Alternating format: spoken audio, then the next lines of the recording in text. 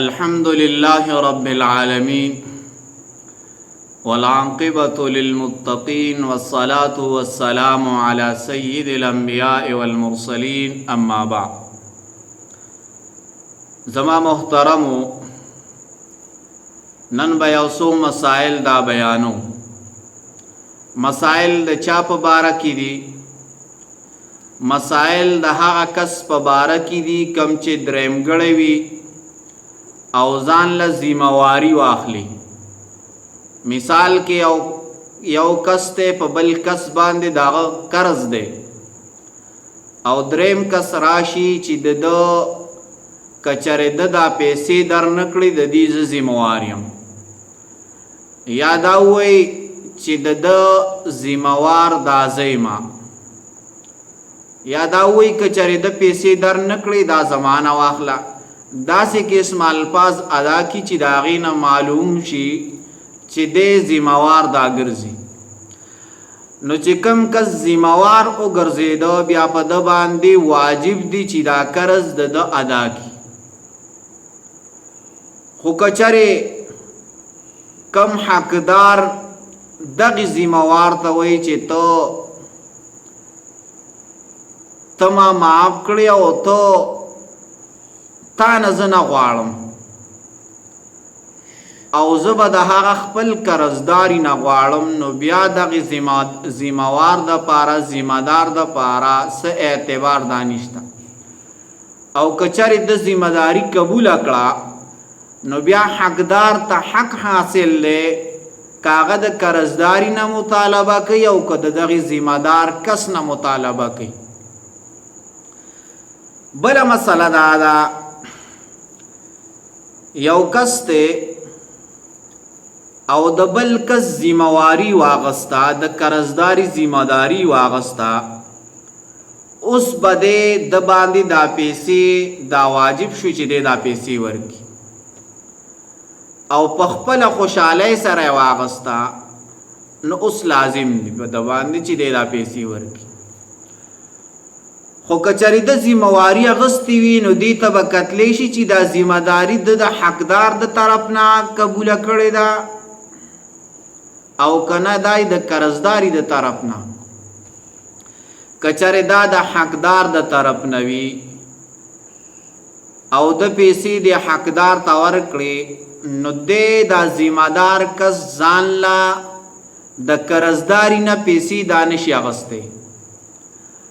او کچره دغه قرضداري دا ذمہدار کس د خپل ذمہدار ګرځولیو او د څومره پیسې د حقدار ته ورکړي، نو د دغه قرضداري نه دغه ذمہدار کس دغه خپل پیسې دا وصول کول شي او دا به ورکړي. بل مسئله دا ده، یو کس ته او هغه ته